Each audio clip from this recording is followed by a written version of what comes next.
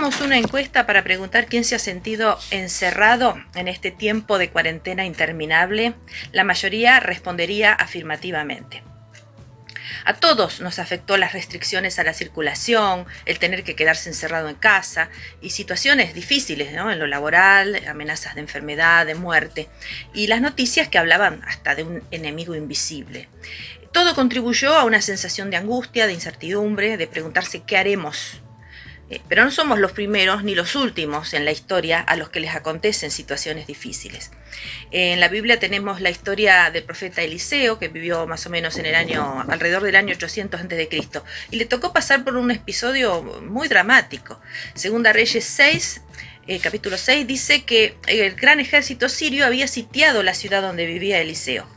Y cuando un ejército sitiaba una ciudad, solo podía esperarse lo peor, porque encerraban, impedían la llegada de alimentos, de agua, y cuando se agotaban los recursos, el pueblo comenzaba a morir de hambre, de sed, se acumulaban los cadáveres, y cuando la resistencia de la ciudad era vencida, lo único que podían esperar era o ser esclavizados o la muerte.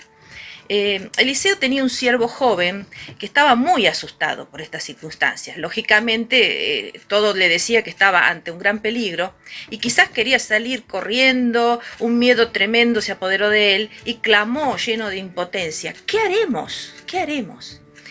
Los seres humanos tenemos una doble dimensión, una física y una intangible.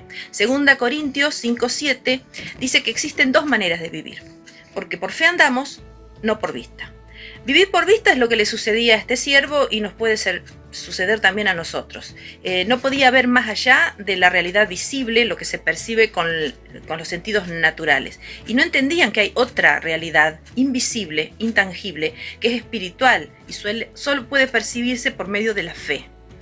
Cuando el profeta vio la desesperación de su siervo, dice el versículo 16 y 17, él le dijo: no tengas miedo, porque son más los que están con nosotros que los que están con ellos. Y oró Eliseo y dijo: te ruego, oh Jehová, que abra sus ojos para que vea.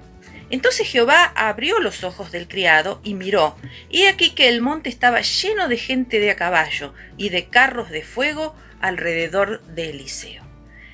Cuando Eliseo oró, los ojos espirituales del siervo fueron abiertos y pudo ver el ejército de Dios.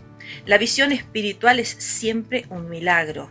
Cuando buscamos a Dios, clamamos por su presencia, se produce ese milagro y como este joven podemos ver de manera sobrenatural las cosas de Dios.